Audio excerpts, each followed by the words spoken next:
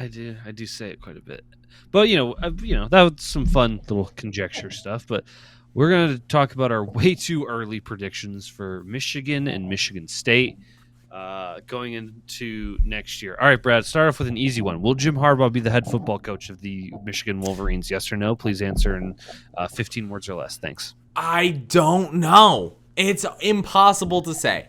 And so here's and this is not going to be 15 words or less. I want you to know that. No, I was joking, and I honestly don't want to talk about it because I don't care until something's real. That's because we've heard, and that should be your takeaway. And I know this seems a little more real than previous years, but until it's real, it isn't in my mind. So, and that's totally fair. Because before you would hear a lot of the stuff like I remember it was either, I think it was 2019 or something like that. I keep getting these notifications on my Apple News or Apple news notifications. There used to be or there is a show. God, I can't remember. Pro Football Talk or something like that. PFT.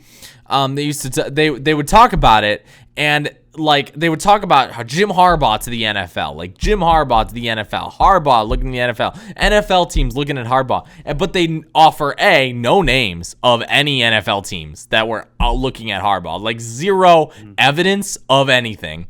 It was just conjecture of what teams had openings. It was, but it was also only them talking about it as if it were real.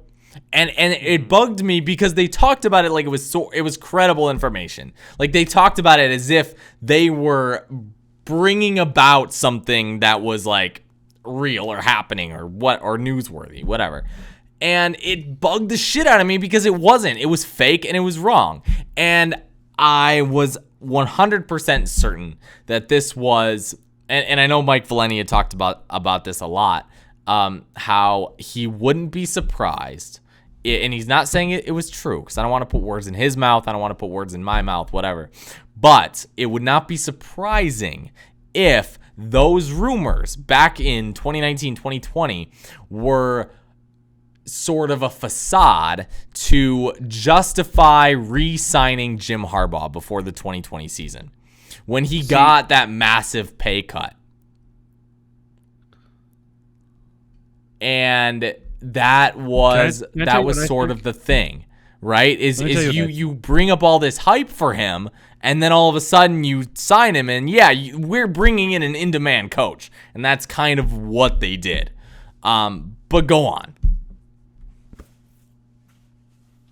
I don't think that this is that. By the way, I don't think that this is that. This is nothing like that. But anyway, sorry. No. Well, here's what I think. I think the biggest thing, the biggest reason he hasn't played ball yet is because he does not know if Michigan is going to fully invest in letting him use the transfer portal and NIL.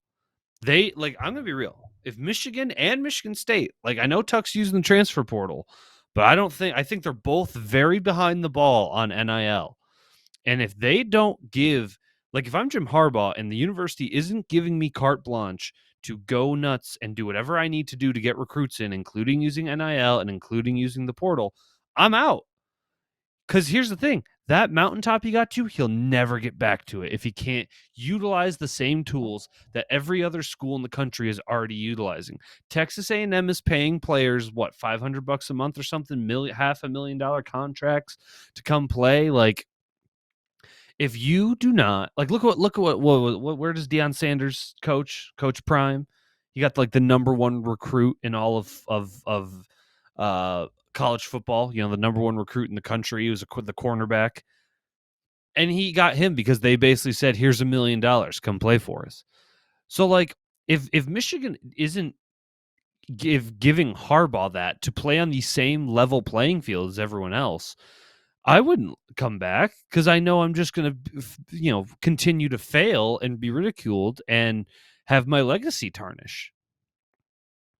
So I think if he leaves, that will be the reason why. But I'm going to talk about Next year is if he is here. I'm hoping the university will realize if you want your program to mean anything, this is what you need to do. And I'm hoping them getting to the playoff this year shows them how far apart they still are from the Alabamas and Georgias. So, with all that being said, looking forward to next year, let's look at the personnel of Michigan. I think the biggest question will be the quarterback. Yeah, are you going to play JJ? Are you going to play Cade? Cade was I'm going to say very good quarterback. And when I say very good, I mean he played the game well. He was the game manager they needed to be. Did not commit many turnovers except in the biggest game of the year against Georgia for whatever fucking reason. But not going to hold one game against him as his whole legacy. He had a very good season. He was a very big part in the reason we were able to beat Ohio State. And he made big time throws in a few key situations and a few key games that even allowed us to get to Indy and to the college football playoff. Does JJ probably have more upside if you can develop him? Most likely. I would say, yeah. I think Cade is a high floor, but lower. I'm not going to say like a low ceiling, but lower ceiling guy than JJ. Whereas I think JJ has that bigger boom bust possibility. And I think JJ's floor can rise if he's developed. Like, I think we saw some good flashes from him this year. And I think we can continue to see that. Now, the big thing here is, can Michigan keep them both? Like, or it really is, can they play Cade this year and not have JJ transfer? I think if you got to pick one and the other one's, see it, it's going somewhere else. So you got to, kind of put your foot in the ground and make a decision. If I had to, gun to my head, I'm probably taking JJ for the long term, right? You can get him for 3 years of play and you can develop him. And he does have the higher upside. Like I said, if I'm making the choice one or the other and the other one's not going to be here, I'm picking JJ. If I could play Cade this year and know JJ would stick around for another year and then knowing he's going to get the full reins in his junior year, I would do that. But the thing is, I don't know. I don't think you can do that. I think one of them is going to say, or they're both going to be like, it's ultimatum, me or him, pick one. And if that gun to my head decision, I'll take JJ and ride the lightning. Now, I think a big thing, though, in the Michigan passing game, regardless of who's playing quarterback, they're getting Ronnie Bell back. Arguably their best offensive weapon. Honestly, when he got hurt at the beginning of this year, I thought their season was cooked because I thought he was their best player on offense. Like, yeah, he's better than Hassan Haskins in terms of like value on that offensive side of the ball. He is that good, and he's up there with some of the better receivers. And I think if he has a good year this year, which as long as he doesn't get hurt, he should. He's going to go into the draft and be drafted at a decent position. I don't know where exactly. I don't know if he's going to be a first round caliber talent, but he'll be on an NFL roster. If Donovan Peoples-Jones is playing consistently for the Browns, Ronnie Bell will be a consistent starter on some team. Okay, so you talk about all this. Obviously there's a lot of young players. They got what's his name, Edwards, one of the running backs. You still have Blake Corum. Haskins obviously is gone. Got a lot of young players. Andrell Anthony is back from a pretty good freshman year. They got a lot of players to do some things with. It's just a matter of, can Josh Gaddis take another step forward as a play caller and continue to do what he did last year? And on the defense, can you fill the hole of Ajabo and Aiden Hutchinson? Because let's be real, they're probably the best defensive players Michigan has had.